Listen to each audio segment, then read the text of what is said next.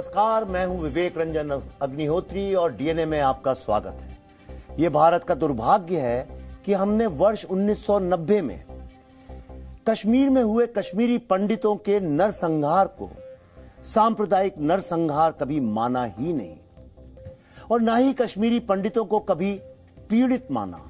और यही कारण है कि उस हत्याकांड के 32 साल बाद भी कश्मीरी पंडित, कश्मीरी हिंदू कश्मीर में अपना घर तलाश रहे हैं और वो अपने घर तो लौटना चाहते हैं, लेकिन वहां लौटने के लिए कुछ बचा ही नहीं है। हमारे देश में इससे पहले जितने भी सांप्रदायिक दंगे हुए उन पर फिल्में भी बनी, किताबें भी लिखी गईं और इन दंगों को चुनावी मुद्दे भी बनाए गए, लेकिन ना जाने क्यों कश्मीरी हिंदुओं का ना तो कभी मुद्दा बना, ना बड़ी स्क्रीन तक उनका दर्द पहुंचा और ना ही कभी उनकी पीड़ा चुनाव में मुद्दा बन के उभरी। यह नरसंहार हिंदुओं का हुआ था, इसलिए हमारे देश के लोगों ने इसकी तरफ कभी ध्यान ही नहीं दिया।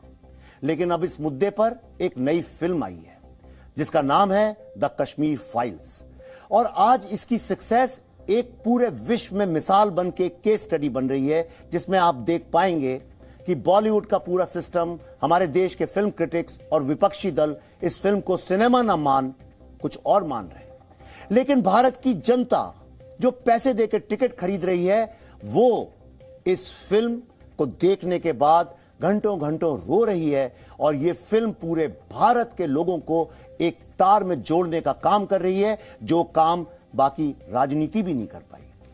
आइए मैं आपको मिलवाता हूं इस फिल्म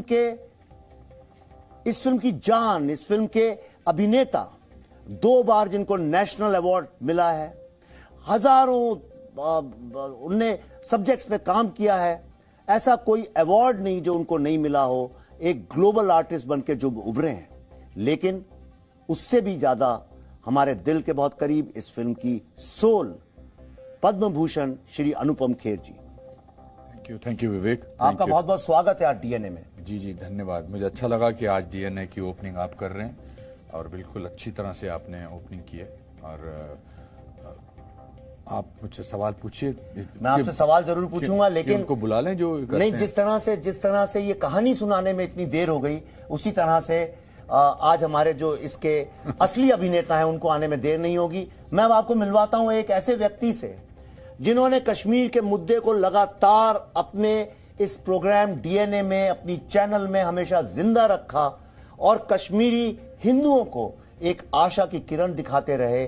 जैसा कि एक डायलॉग खेर साहब आपने बोला है फिल्म के अंदर, impossible takes time but you must keep hope. Absolutely. तो अब मैं आपके सामने प्रस्तुत करता हूं श्री सुधीर चौधरी जी को। सुधीर जी, आपका बहुत बहुत डीएनए में स्वागत है आज। Thank you Vivek, thank you Anupam ji. जी। और आप सबका भी बहुत बहुत स्वागत है। आज हमने डीएनए को एक नए तरीके से शुरू किया और आज आप ऐसा समझ लीजिए कि विवेक जी और अनुपम जी शानदार कलाकारों को आज हम आपके सामने पेश कर रहे हैं और एक ये यूनिक तरीका है कि आज हमने ये मंच उनको दिया। इससे आप समझ सकते हैं कि जी जो है, हम और आप कश्मीरी हिंदुओं के इस मुद्दे से अपने आप को कितना जोड़कर देखते हैं।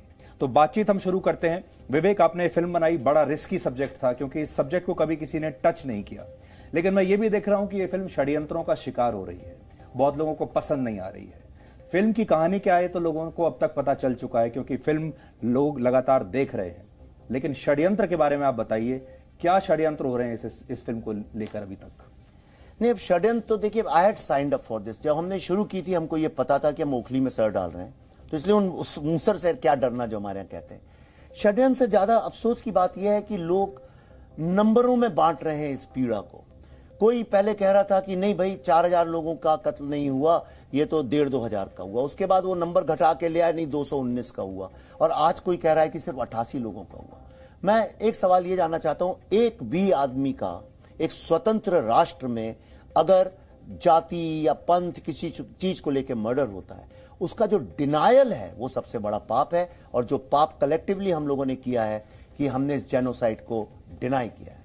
अनुपम जी, एक अच्छा कलाकार उसको माना जाता है जो वो नहीं है और वो भूमिका वो पर्दे पर करे, जैसे आपने 1984 में अपनी पहली फिल्म सारांश में किया था। आप 29 साल के थे, लेकिन एक बूढ़े की भूमिका आपने की थी। जी। लेकिन इस फिल्म में आप जो हैं वही भूमिका आप कर रहे हैं और ये मुझे यकीन है कि आपके लिए बहुत स्पेशल, बहुत खास होगी ये फिल्म और ये भूमिका। मेरे लिए जब मैं सारांश कर रहा था, मेरे ज़िंदगी और मौत का सवाल था, क्योंकि मैं अगर उस फिल्म में कामयाब नहीं होता तो फिर मैं सड़कों पर आ जाता, फिर मैं रेलवे प्लेटफॉर्म पे सोता। तो मैंने अपना पूरा स्ट्रगल जो था, पूरी अपनी जो ह्यूमिलिएशन थी, जो लैक ऑफ डिग्निटी जो मुझे मिलती थी, उसको मैंने उस रोल में डाल के इस्तेमाल की थी। मगर 522 फिल्में करने के बाद जब कश्मीर फाइल मेरे पास आई, विवेक जी लेकर आए, तो शायद मैं उस उम्र का हूँ जिस उम्र का मैं रोल कर रहा हूँ, मगर जो उसका दर्द है वो 32 साल से लेकर घूम रहा हूँ। और जो उसका रिप्रेजेंटेशन था, सारांश में मैं गलत हो सकता था, मगर इसमें मैं गलत नहीं हो सकता, क्योंकि मेरे सर पर उन 5 लाख लोगों का भार था जिनका पलायन हुआ था, जिनका जेनोसाइड हुआ था, जिनको छोड़ के जाना पड़ा था। मेरे कैरेक्टर का नाम पुष्करनाथ है, जो मेरे पिताजी का नाम था। विवेक ने उस नाम को डिसाइड किया था। तो मेरे पिताजी के प्रति जो मेरा प्यार था या जो उनकी तकलीफ थी, उसको भी दिखाना बहुत ज़रूरी था। तो उस पॉइंट ऑफ व्यू से आपकी बात सही है कि शायद मैं आज उस उम्र में हूँ, मगर मेरे लिए ये बहुत बड़ी चुनौती थी। नॉट दैट मैं इसको बनाने की कोशिश कर रहा हूँ कि मैंने कितना डिफिकल्ट किया, पर इसका कोई भी पल बनावटी नहीं हो सकता था। इसका दर्द, इसकी तकलीफ एक्टिंग से नहीं, मेरी सोल से, मेरे आत्मा से और मेरे दिल से निकल कर आनी थी।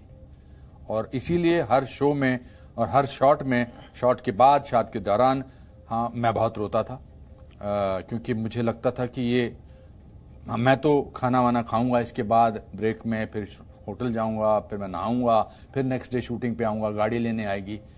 मगर जिन लोगों के साथ ये असली हुआ था, उनके साथ तो ऐसा कुछ नहीं होने वाला था। And that was very tragic. तो इस हिसाब से मेरी जिंदगी का सबसे मुश्किल रोल रहा है। या हम कह सकते हैं कि पहली बार आपने एक्टिंग नहीं की? पहली बार एक्टिंग नहीं की, हाँ, ये आप बोल सकते हैं।